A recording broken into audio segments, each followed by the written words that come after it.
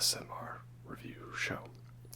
So, those of you that know my channel know that it is a review channel where I like to rant about movies, music, and video games and stuff like that, because I like to rant about things. And so by putting it into video form, I hope that someone out there might also be equally entertained by the things that entertain me. And, that's kind of how it is, right? But this video, it's a little slight out of genre. It's still a review video, but today we're going to be talking about some of my guitar equipment that I have, because I am a musician. If I was such a big fan of music, it'd be pretty weird if I didn't make any of my own, right? So I just have some guitar pedals and stuff, little effects pedals, and some guitar strings stuff to show you. And that's what I'm going to do. I'm going to show you those, right? Make some nice sounds and talk a little bit about them. Obviously, I'm not going to be demoing the pedals themselves because I'm sure you all don't want to hear my loud, distorted, sloppy guitar playing. That would not necessarily be very relaxing or calm or collected or anything like that. So let's begin. But first, I wanted to have my usual drink for the video.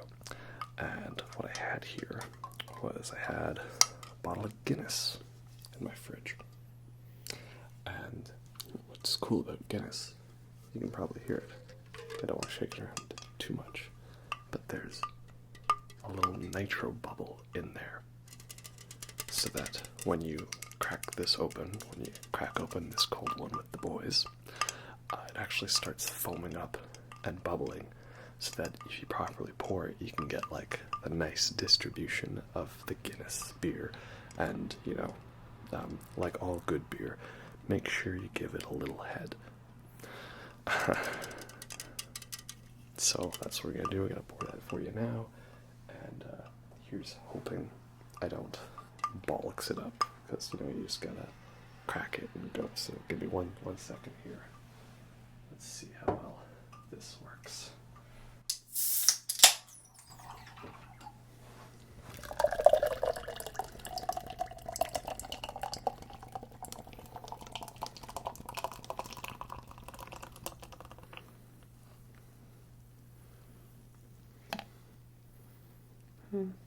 Not bad. I think I've done better before.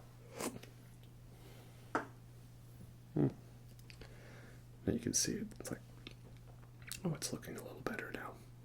It starts distributing, getting all the layers to it, like an onion, or in this case, good beer. So I'm gonna let that settle for now, do its thing. Always remember that if you get a nitro beer, it's gotta settle first, right? It's give you all these nice bubbles to it and good tasty flavor.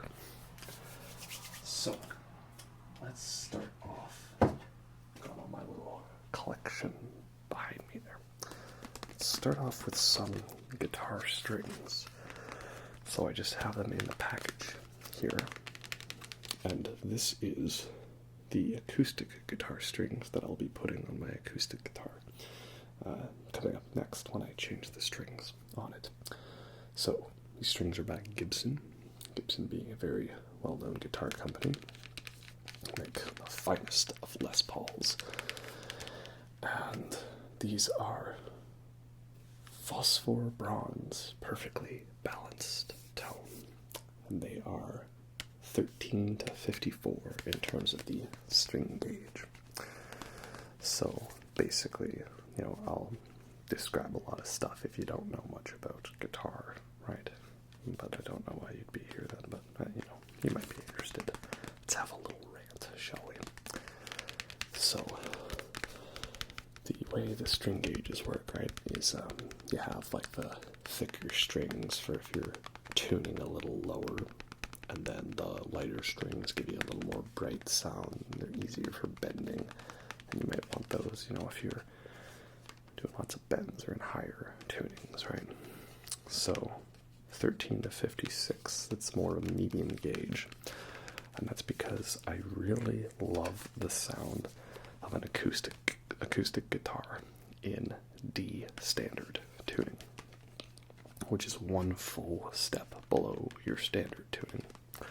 Standard tuning is, E, right?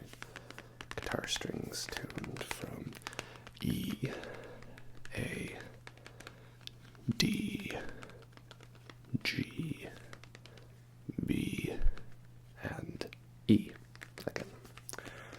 But in D standard, every string is tuned down a full step.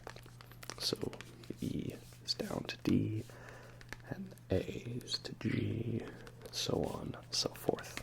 So your standard guitar tuning would be for such classic acoustic songs like Wish You Were Here by Pink Floyd, Stairway to Heaven by Led Zeppelin, House of the Rising Sun by The Animals, Nothing Else Matters by Metallica. Right? And then you get to D standard, everything's tuned down one step. And some songs that use D standard tuning would be, well, the majority of the discography of the band death metal band, or, band I'm wearing, Ghost. Ghost, pretty much all their stuff is in D standard with a few exceptions here and there. And what's some other D standard? Well, Metallica has a couple of D standard songs like The Thing That Should Not Be and Sad But True. Those are in D standard. There's some other ones. I'm sure there's probably a few. Mind blanking a bit on them now. But yeah, nice D standard guitar. Very, very beautiful sounding, right? Because it just seems like those nice chords you play on the guitar just seem to ring out a little extra. Right. So for that, you'd want strings of a little stronger gauge than your usual. And that's why I've got these medium gauge ones. We'll see how they turn out when I do change the strings on them, And that's the thing, you kind of experiment around. I used to play with strings of like your standard gauge, and I'll get into that more when I show you the other ones. But I started working my way up to more thicker strings, nice and thick. And that's also because I started playing in lower tunings, so you need those heavier strings for that sort of thing. So yeah, nice pair of acoustic strings. Hope these ones turn out alright. Oh, that looks all nice and settled. Decent amount of head. And, of course, I saw the Conan O'Brien special when he went to the Guinness factory. You gotta make sure you drink Guinness properly, right? Forearm out, look to the horizon, and you gotta sip under the foam and give yourself a nice foam stash from this.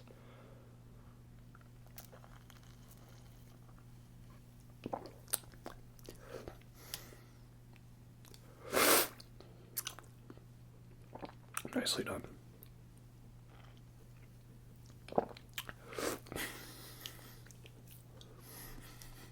The things I do for content.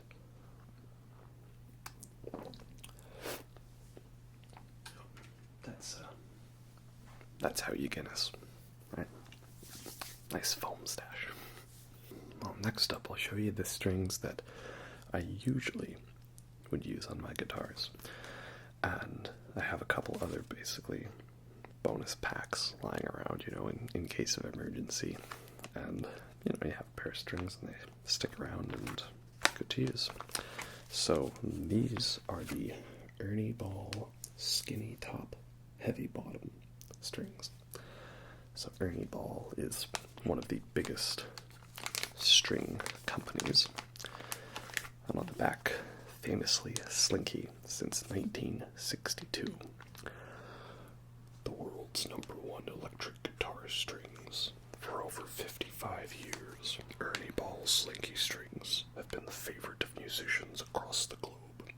Ernie Ball's signature recipe consists of specific gauges and core to wrap ratios for balanced, rich harmonics, and that signature Slinky feel. Every string is made in our Coachella, California factory using state-of-the-art winding technology, undergoing strict quality control standards. And then there's this huge list of all these musicians that use Ernie ball strings. Right? It's quite a lot. 9 Inch Nails, Social Distortion, Walking Modulate, Dropkick Murphys, Bullet for My Valentine. Oh, let's just go through a lot of them, shall we?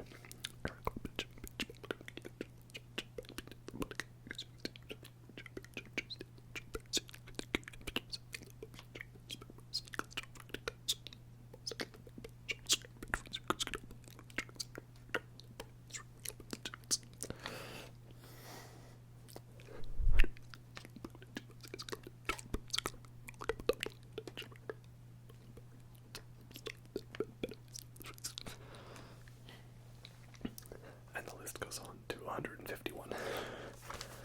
So, these strings, why are they called skinny top, heavy bottom? Well, that's because there's kind of a general sort of balance in terms of the gauges. Like, if your bottom string thickness is a certain amount, then your top string thickness should be of a certain amount based on a ratio. And so the skinny top, heavy bottom kind is kind of widening the range of the ratio there of the string thickness. So like your bottom 3 strings are a lot thicker in terms of comparison to the top 3. So the bottom 3 here are 52, 42, and 30. And then the top 3 are 10, 13, and 17. So by comparison, we had the acoustic guitar ones were 56 to 13.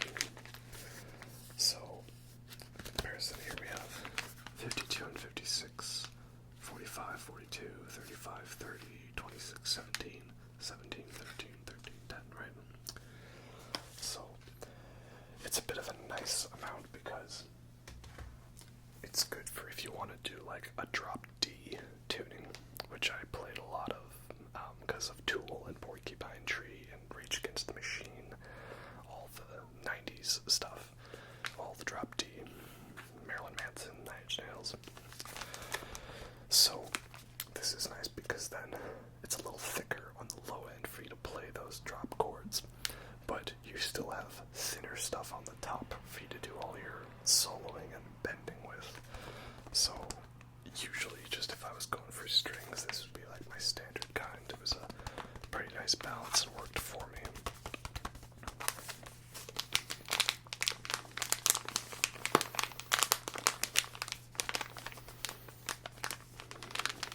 So I usually always have an extra package of these always lying around, just in case. Now, I mentioned I'd been trying something a little different. I have not tested these strings yet because they're still in the package, but I'm interested to give them a try and see what they're like. This is the Ernie Mammoth Slinky. So it says there, optimal for detuning, because these are real thick strings, like the thickest of thick. And I told you the bottom ones on the skinny tops were 52. Well, these are 62 to 12. So, similar to skinny top, heavy bottom ones, there's a wide distribution, right? Those other ones went from 52 to 10. These go from 62 to 12. And there's quite a jump between the top 3 strings, 62, 48, 34, 24, 16, 12. So that your top strings are still nice and loose for all your bending and soloing, but your bottom strings are nice and thick for those low chugging riffs. So I've been playing in lots of drop B and C sharp standard, so I think these will be pretty good for that. I'm not sure how they'll be on D standard. They might be a little too strong for that, so we'll see how it goes.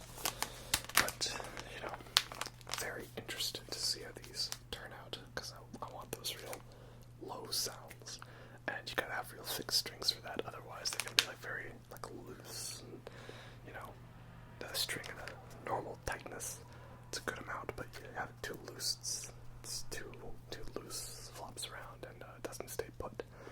So, you know, I like the thick strings now. That's kind of my thing I've been getting into. So I'm really excited to give these ones a go. We'll see how they turn out. Apparently this is like newer for Ernie Ball. They just started making these recently. So, because I never found these ones before. So, yeah.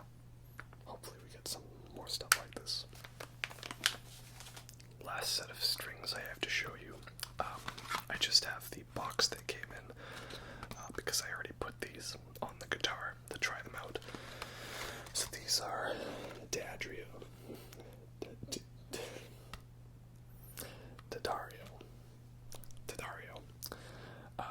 XL nickel wound light top heavy bottom. This is an 8-string set, so you get 8 strings in it. But I don't have an 8-string guitar. I have a 7-string guitar, and I wanted to put like the thickest, fattest, lowest string I could on the 7th string. But you couldn't really get anything by itself thicker than 62, which was not enough for my taste. I needed more thickness. And so what I did was I bought this pack of an 8-string guitar set. But I put like each string further down than what it should be, or further up, I guess, because the 7th string on here is a 64, but I did not put the 7th string, the 64, on the 7th string spot. I put that on the 6th string spot, and I put the 74, meant for the 8th string, I put that in the 7th string spot. So my top string is not the 10, I just didn't use the 10, I used the 13, and all the way down. So it's like everything is one further down than I guess what it should be, or one further up, depending on how you want to look at it. Because I do something a little weird with my 7-string guitar. So your standard 7-string is tuned to E, and it has a 7th string, an extra one, and that one is tuned down to B. So some stuff that uses 7-string guitar as well. I know Dream Theater uses some 7-string stuff on like The Glass Prison or This Dying Soul. There's 5-string bass is a thing. 5-string bass is the same concept. The 5th string is tuned down to B, so 7th string now matches that, right? One extra, so you can do your low tunings.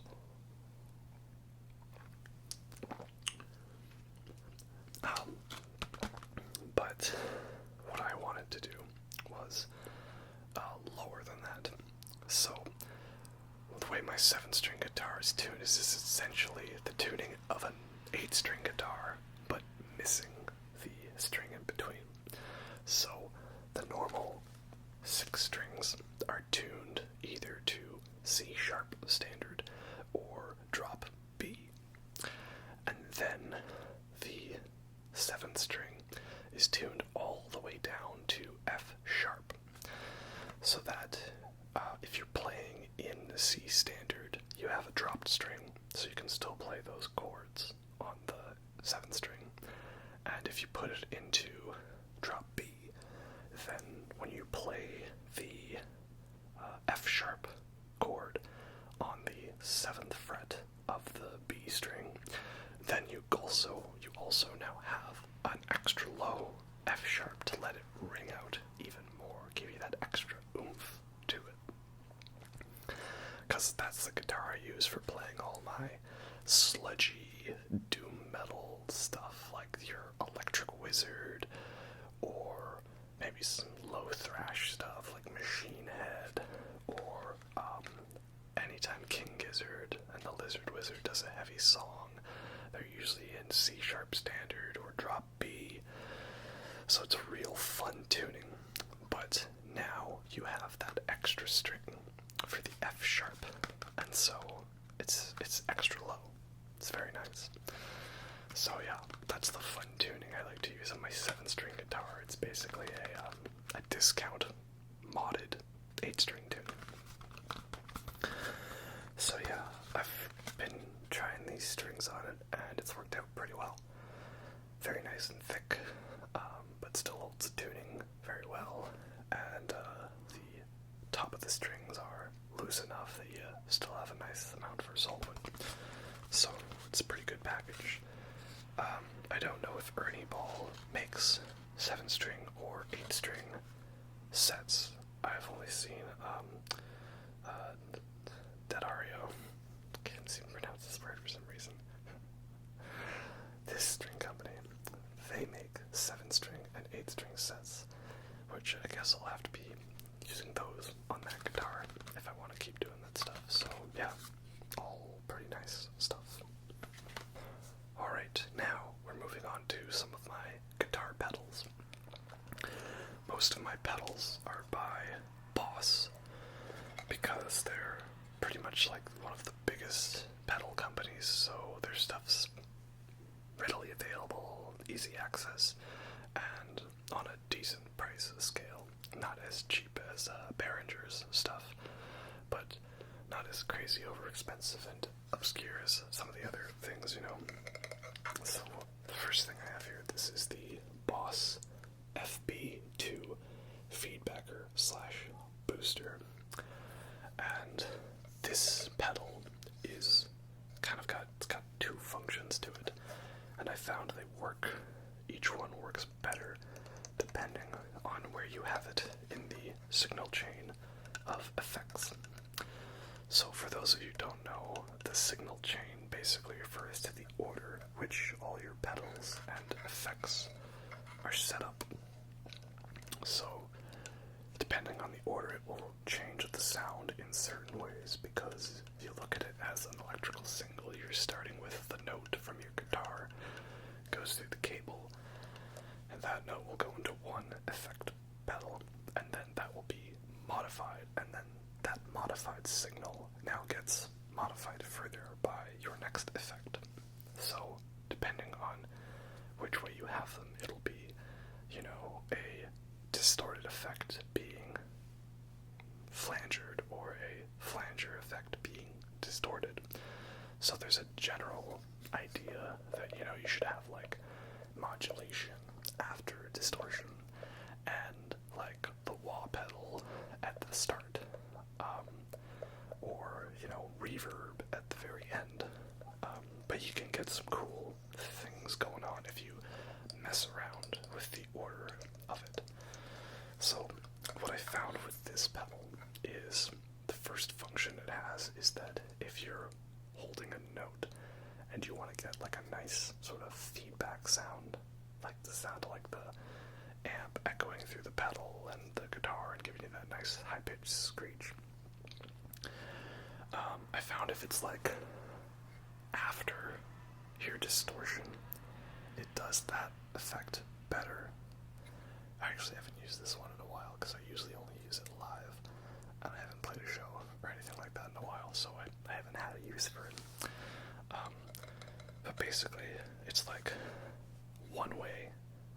If you have it, the feedback effect works very well. So you hold the pedal, and then it'll give you a nice feedback sound echoing the note you're playing, which is nice for a cool effect. But then I've also found as a booster, it helps. You don't hold it, you just click it on. Gives you a little extra boost to your sound, which kind of changes depending on if you adjust the character knob here. And it's nice to give you that little boost in your sound, but also I found that if you have it, I think, before your distortion, the boost is actually very powerful. Like, you don't have to adjust these knobs at all to give you that extra boost to your sound. So for me, it was pretty nice if I wanted to add just an extra layer if I was going to do a lead part or a solo part on the guitar, right? You just had to click this on, and it would give you that little extra oomph to your sound. So I'm sure you could also just incorporate this, though, if you wanted like a distorted sound, but then you wanted something a little extra for certain parts in a song. Or you could do it in reverse, like have this set so it was quiet, so it would actually like reduce your volume level if you wanted to bring it down a bit. There's a lot of possibilities with this pedal, you know. You just have to kind of find a certain style with the way you want to use it.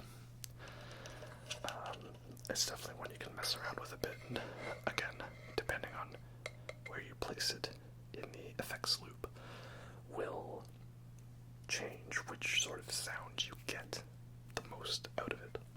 So it's a pretty cool one. I think I need to try it out a little more. Again, I kind of found what I liked and was stuck with it that way, but, you know, perhaps messing around with it could be pretty interesting.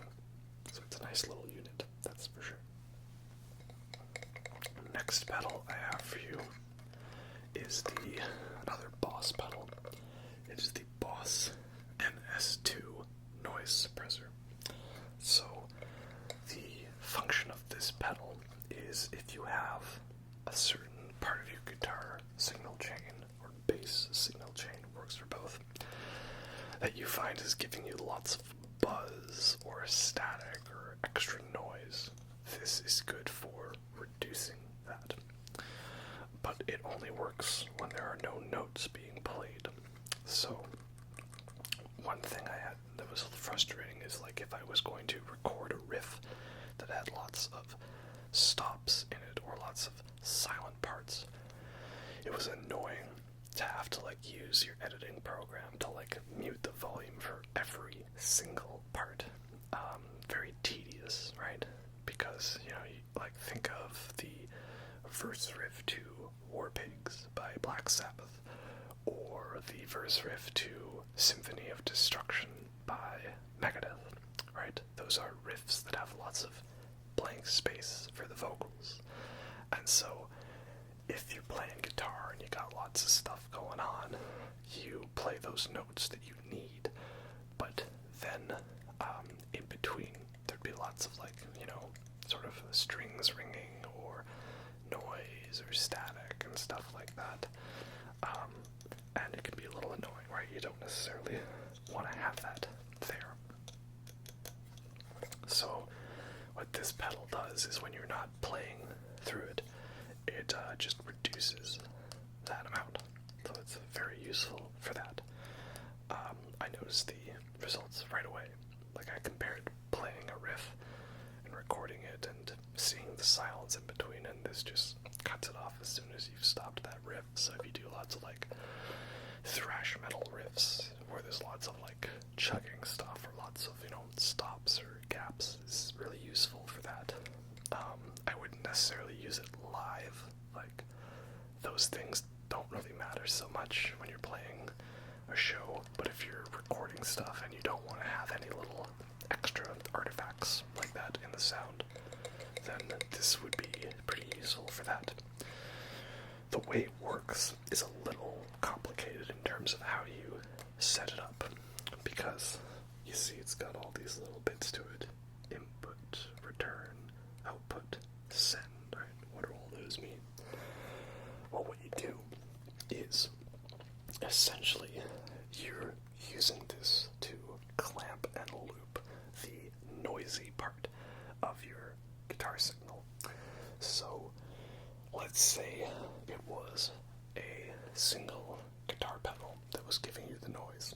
First you'd take everything else that was before that pedal and you'd put it in through the input. And then you would take the send part here, the send that signal, now put it through your noisy pedal, or whatever it is that you have going on. Then set that up as usual, and when you've got everything connected to the noisy part, you put it through the return section, right? Return goes through the return, goes through the pedal, and then you put it through the output section, and now you go back through your signal as normal.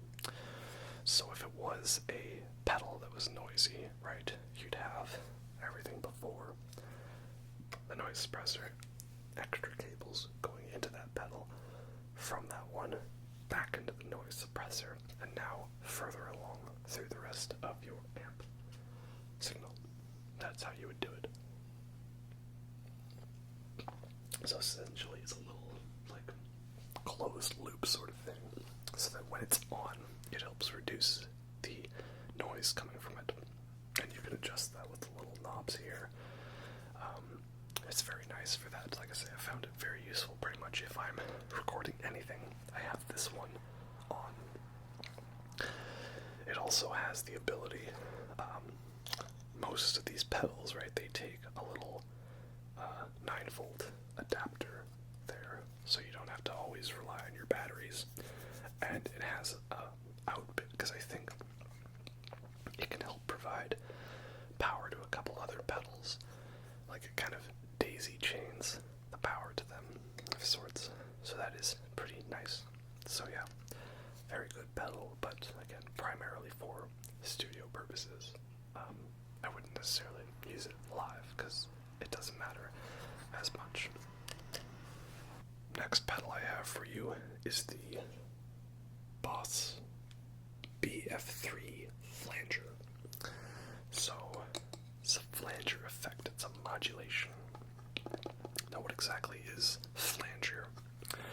Well, it's a type of weird modulation sound. The best way to describe it is it's kind of like a phaser effect, where there's like a wave sound, where the sound is going through a wave and it's like a looping and cycling through it.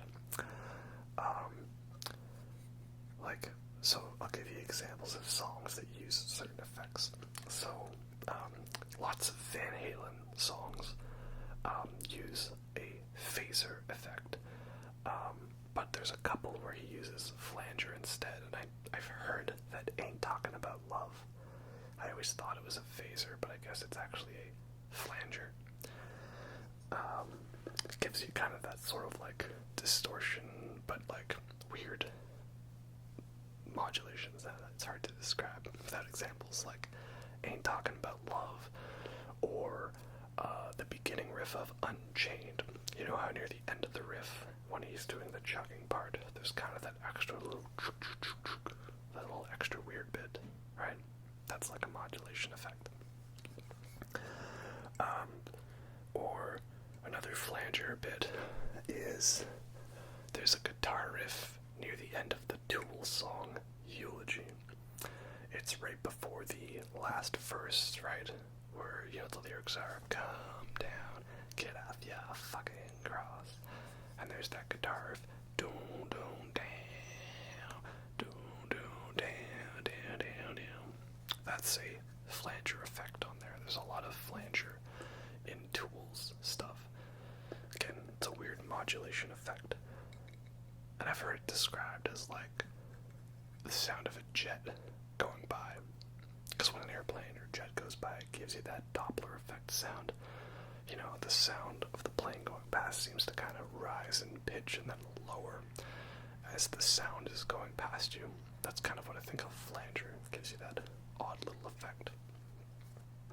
And this is pretty nice because it's been built for both guitar and bass. Two separate inputs, depending on which one you're using. And if you want, you could output the effects of the pedal to two different amplifiers. There's a mono mode and a stereo mode, so that's pretty cool. So there's a couple of different modes to it over here.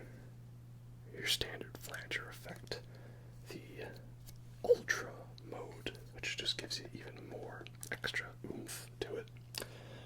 The gate pan effect is pretty nice. It kind of is like a combination of flanger and tremolo. It gives you this slicing effect of your guitar sort of going da da da da da da da da da da da da. And you can use the rate knob to adjust the rate of the effect, how how fast it goes. The depth knob. Depth determines like how deep the effect is. And then you got resolution and manual to kind of help change the sort of frequencies and intensity of it. The last function, which is pretty nice, it's called momentary. And the momentary mode basically means that rather than you having to click the pedal on to activate the effect and then click it off to deactivate it, instead, momentary mode means it's only working while you're holding the pedal down. So that's pretty nice, because then it means that, let's say you had a riff where you only needed the flanger effect for a couple of seconds, rather than you, while you're in the middle of playing, have to tap on it and then quickly tap again, quickly put it on, put it off. Now you can just hold onto it when you need it. So that's a pretty nice effect that way. Again, I'm pretty sure if it is a flanger, not a phaser, on Ain't Talking About Love, he only puts it on for a couple of seconds here and there. So then you'd want to use that mode for this. So a lot of different uses you could get out of it.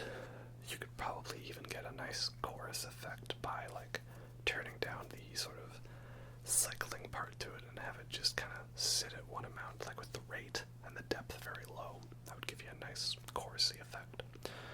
So a lot of nice, cool, modulated sounds you can get out of this one, that's for sure. And the last singular guitar pedal I have for you is the Boss PS6 Harmonist.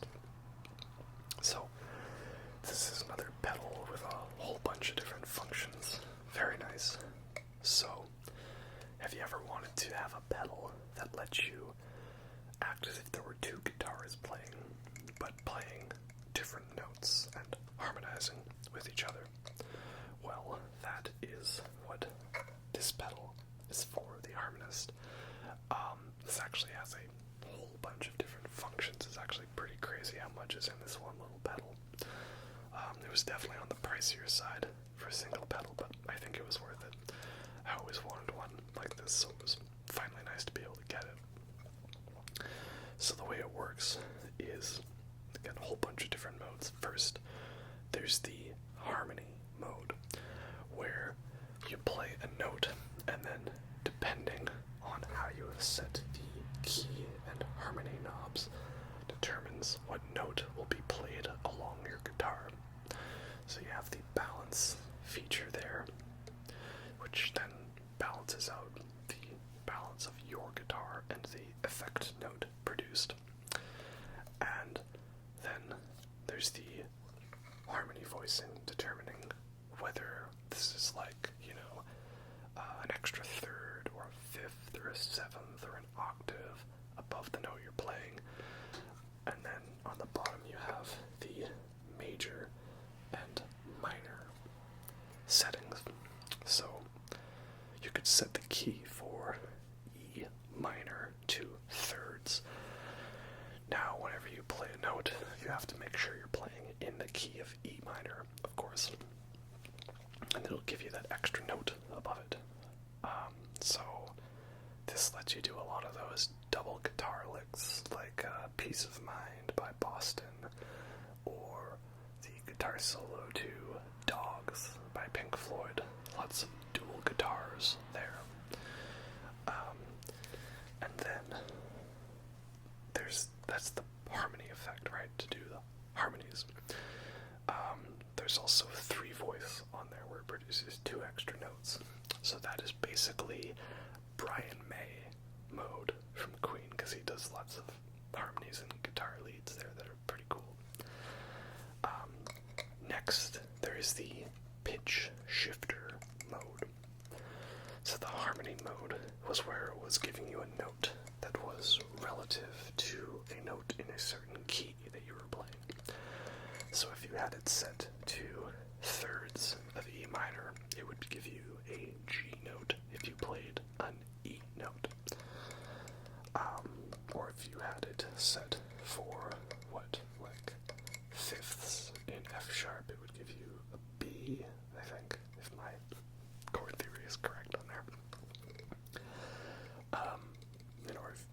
that's how it was.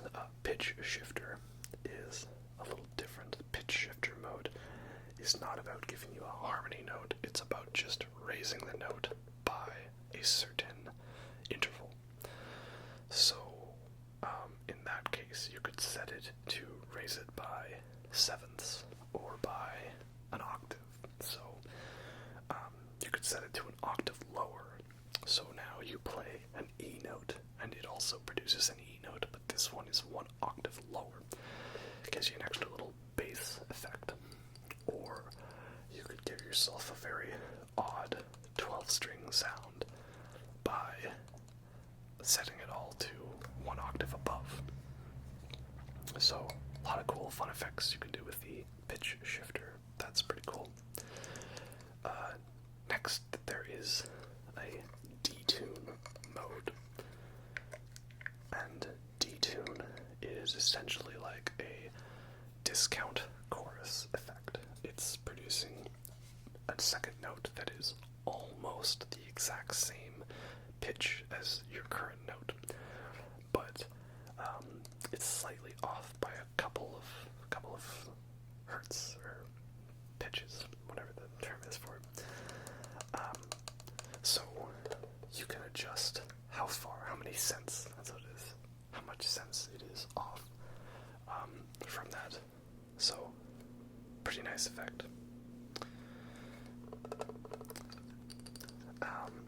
Again, if you probably just want to use a regular chorus pedal, then, if you have this pedal, you probably want it for something else, but, hey, if you got that chorus effect, then may as well.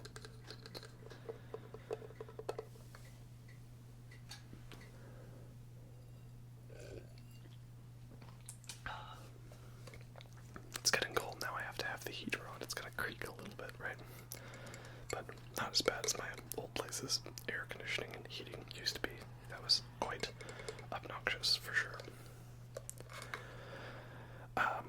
And the last effect this pedal has, right, but wait, there's more, is the S-bend, which is essentially a version of, like, the Digitech whammy effect. So, the way that works is that when you press down on the pedal, it will raise or lower your note up to one octave or 2 octaves, however high or low you set it. And then when you release it, then the note will fall back to its original setting. So that's really cool if you want to do some weird bends and weird effects here and there, right? Gives you some odd settings. So the Digitech whammy was a pedal that is meant for similar things, and that one is used in a lot of pretty famous stuff. The most well-known one, I think, is the guitar solo of Killing in the Name by Rage Against the Machine, right? It's like a tremolo solo, and it goes wow, wow, wow, wow.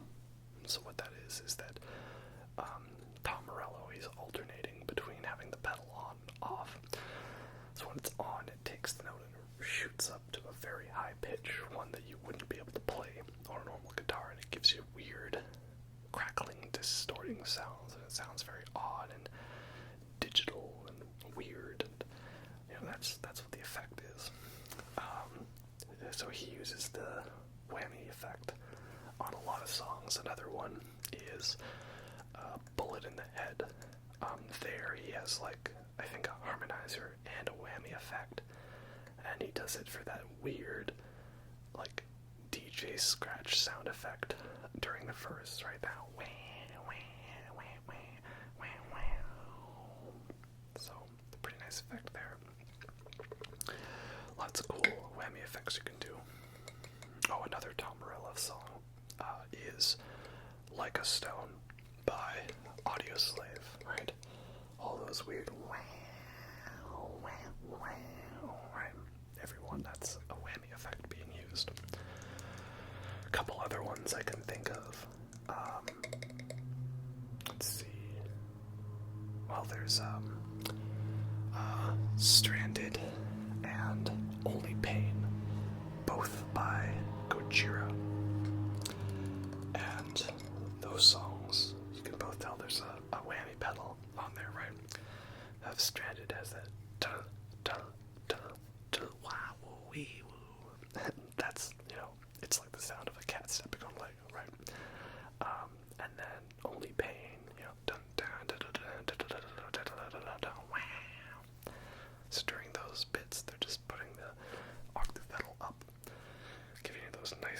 weird, odd digital sounds. One last example I can think of is the ending of Lateralis by Tool. That one, there's a whammy effect on the bass, for those weird, odd bass sounds going on during the final verse, right? The wow, wow, wow, wow. It's a bass whammy pedal there. Very nice sound effect. You wouldn't want to use this one with a bass, though. I'm pretty sure it only really can match the guitar frequencies. Bass frequencies get a little lower for this one to handle. Oh well. Might just have to buy a bass whammy pedal just for that one song, right? Now I know what you're thinking, like, well, if you're just recording something, why wouldn't you just learn the second part and record that part separately, right? Well, first of all, this would be handy live if you wanted a little extra oomph to your guitar leads to give you that second effect, and if you only had one guitar player, or they were not able to play the lead at the same time. But what I like doing for recording purposes is I end up using it to create a 4-guitar effect. So you record one guitar line playing the lower guitar harmony and use the pedal for the higher up one. And then you record the second guitar line, but have the pedal reversed so that it is playing the lower guitar line. And so when you put that all together, now you have 2 digital guitars and 2 real guitars, all playing this weird 4-guitar part layered harmony. So it's a pretty cool effect. I think it works very well, just to give you a nice oddness to the sound. And if you're exporting the sound out, there's a mono and stereo version. So that means that if this is going into 2 like separate plugins for your software, that when the pedal's not engaged, it'll be mono, and then when you engage it, you'll hear your guitar jump to the left side and the extra guitar jump to the right, so it'll seem to split. And therefore, if you want it to sound proper by having 2 guitars in each side, you'd want to reverse your plugins and add 2 layers of it, right? If that makes sense. I think it's a cool effect.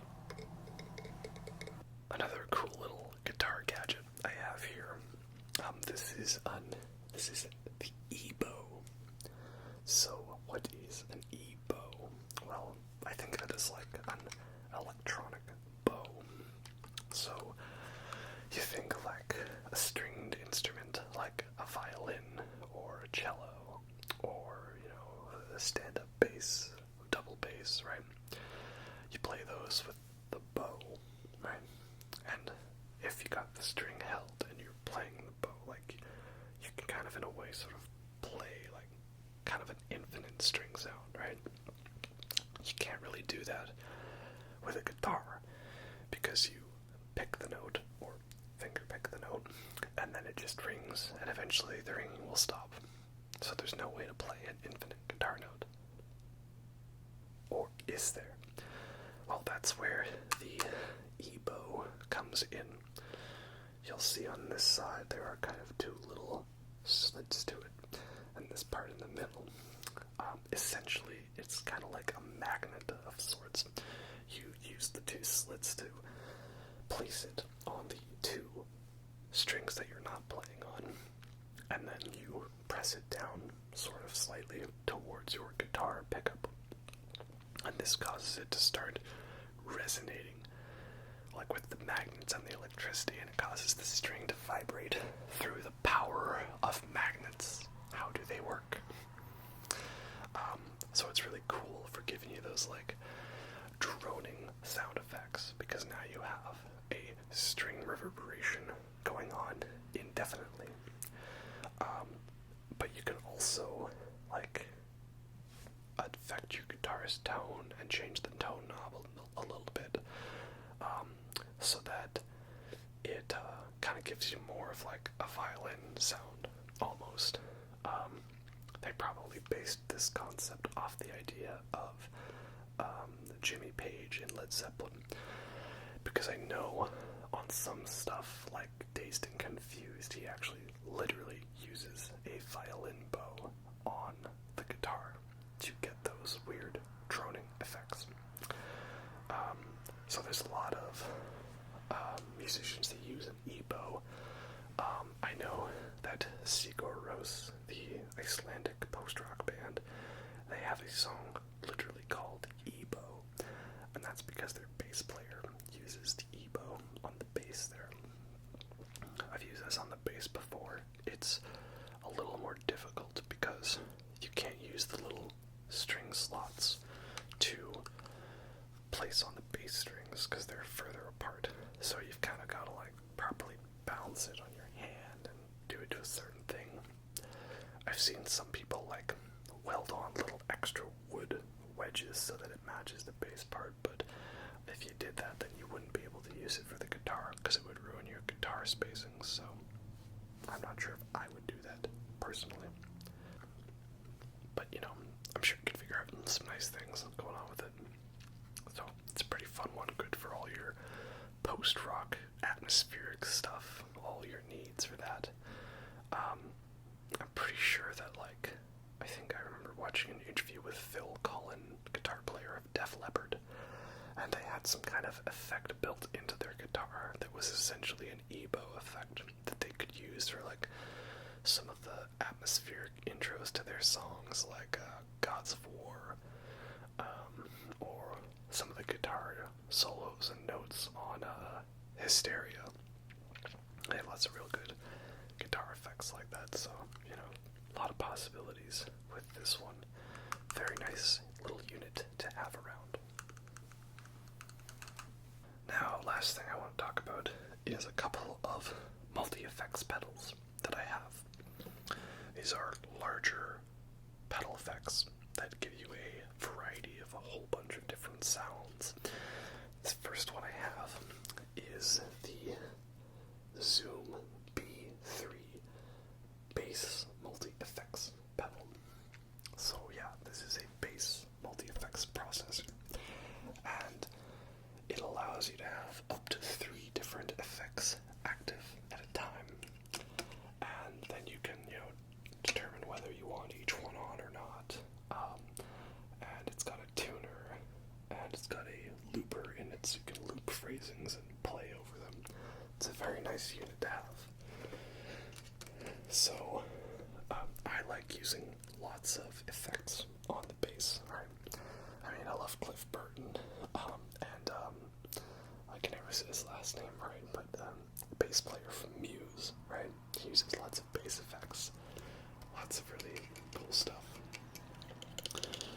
Pretty sure there was one time I was playing in a band, and my bass effects lineup was like larger than the guitar player's effects lineup. Like, our guitar player had just like a delay pedal, and that's it.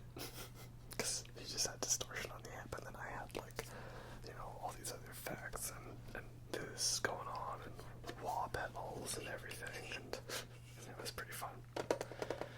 But this is a very nice unit. It is a little unfortunate that you can only have 3 active at a time, which is why I kind of am going to eventually want to require some more pedals, so that, like, for example, if I want delay and distortion and compression and a preamp, like, I can't have those all active at the same time. So I might want to, like, get some of my own pedals of, like, individual effects, like a delay pedal, so I don't have to use the delay that's on here, and maybe compressor, so I don't have to use the compressor on here, so I can allocate these 3 spots for other effects. But there's a whole bunch of effects on here. Some of them are kind of gimmicky. There's like a keyboard organ sound effect, and there's a whole bunch of different delays and distortions, but, you know, it's nice to have options, so that you can really try to get exactly the one you want. Me personally, there's a metal zone setting on here. You can see a huge distortion sound, and then there's a couple wah pedal settings. so I use the distortion in the wah pedal. And then there's a Gallagher Kruger. I'm blanking on the name now. The bass amps that Justin Chancellor from Tool uses, right? Because they sound awesome. You know, I use that as the preamp, and then those effects to get myself a very nice, real distorted bass tone, very Cliff Burton sounding. So that's mainly what I use this one for. And what's nice is you can combine it with this other little pedal. One moment.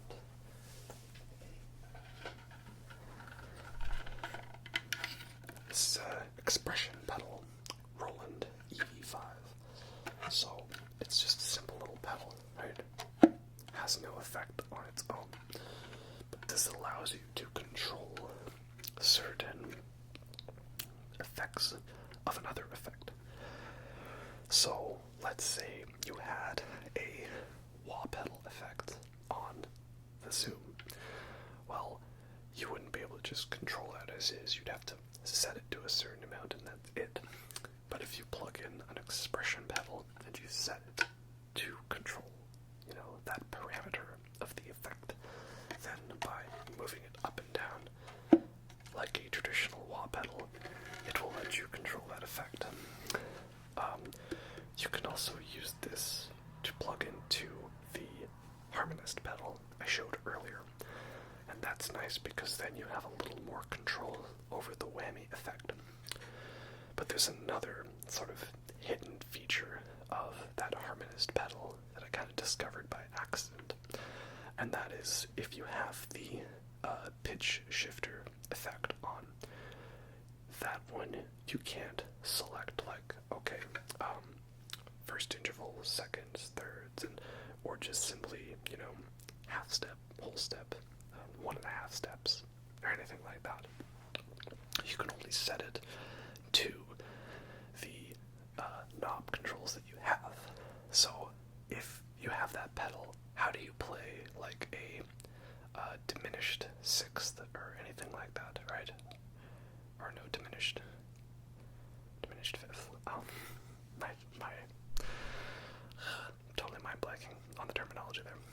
Well, let's say you wanted to play something like Voivod, where they have lots of like diminished sounding chords. So instead of playing, you know, the root note and the fifth and then the octave, you want to play the diminished one, right? How do you do that with that pedal? Well, you set the pitch shift effect to just a little bit above the note you want, and then you set the pedal kind of partway in between. Now it will go to that note you want. You just have to mess around with it a bit. There's also this little knob here that lets you control like how far down is going to control the pedal. So if you wanted it so that you had your full range, you'd set it to 0. But then let's say you only want like a small amount of control of the parameter, you can set it a little different there. So perhaps you could mess around with that setting so that you could get a very easy sort of pedal press to get to that extra note you want.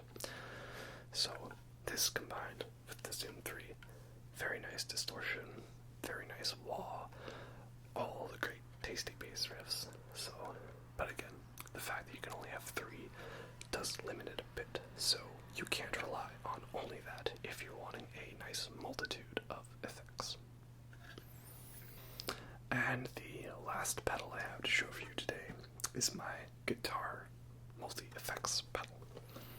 And this is the Boss ME25 multi-effects pedal. So I also maybe should have dusted some of these before. Oops. They're pedals, they're on the ground. They're supposed to get dusty, that's how it is. So this is a multi-effects processor. So again, like the Zoom B3, a whole bunch of extra little effects and tidbits you have on here. This one is a little more elaborate. Well, it doesn't have as many effects as the B3, but you can have multiple ones activated, more so than 3. So it's got sound libraries, a whole bunch of presets added on there, which is nice. And then it lists all the effects and stuff on here for you. So you can have compression active, and then like a preamp based on some amps, like a vintage Marshall or the Van Halen 5150 drive. You've got a delay effect on there as well. And then the delay effect can be set by tapping this button to your tempo. Overdrive or distortion based off of a lot of classic sounds like the Ibanez Tomb Screamer, the classic Boss DS1 distortion, and then some modulation stuff like your chorus, flanger, phaser, tremolo, harmonist, octave, and reverb. Gotta have my reverb, can't forget about my reverb. So, a whole bunch of different stuff on here, all very useful. You'll definitely get the most out of this if you're playing it on, you know, like a solid state or tube amp, you know, one that doesn't, it's not a digital amp that has all the effects built in. You know, I got this when I was younger, thinking I really needed it, and at the time I didn't, because I just had like a simple digital amp that did most of the stuff already. But the loop effect that it has on this as a looper effect, that was very nice for doing little solos and stuff, because you could play your riff that you were soloing over, and then if you switch this over to a different setting, it wouldn't change what was already looped. So I could be playing like an acoustic song, right, with like a clean setting, and then I could loop the chords and then switch it to a distortion channel for a solo, and then solo over it, and then just go right back into it. So it was pretty useful for stuff like that. So I like that. It's useful for that. Now that I have a solid state amp, I feel like I'm getting more mileage out of it, because I like using the fuzz setting on this. Very nice and fuzzy and sludgy. It's also got its own pedal, and the pedal has a wah setting. It also has a single octave up or down, but again, not nearly as elaborate as the Harmonist or Digitech Whammies settings. So, you know, I prioritize those over using the octave on this. And it also has something pretty cool called freeze, and in a way it's kind of like an ebow effect. What it is you play a note with the pedal down, and then you press it down, and as long as the pedal is down, it holds that note for you. Sometimes what I kind of do is I just do a little like pick slide over the strings and press it down, and it gets you this weird, creepy wind sound that just kind of holds in the background infinitely. So, again, like, if you want to just use this for simple effects here and there, like a simple reverb or a simple distortion or a simple delay, it is good for that. But I think what's good is you use it for what you need, but then if there's something that you want more complex versions of, or to have more control over, because, you know, you can't really modulate these effects that much, that's where you'd want your other pedals to come in handy. So, like, the way I like to run this on the guitar is I'd put this pedal through the noise suppressor, since this is what's carrying most of my distortion, and then I'd have the modulation stuff like the flanger after it, and then I'd want to get like an actual delay pedal so that I could place the delay after the other effects and have more control over the delay. And, you know, the Harmonist would go after this. Again, this has a harmony effect, but it's very, like, you can't really control much of the amounts on it. So, you know, it's a nice blend of being able to balance the multi-stuff you have on here, but with all the other things that you've got going on. That makes sense. Well, that's about all I have for guitar-related effects for this video. Maybe if people like this one, I might show off like my amps in the next one, or maybe even the guitars. But again, I'm not sure necessarily what sounds could be made from those, especially because you wouldn't necessarily want me playing the guitar strings. Or maybe you would. Maybe. Who knows? We'll see. Anyway, that's all I've got for this one. Brilliant. Anyway, hope you enjoyed that, and I'll catch you next time. Have a good night.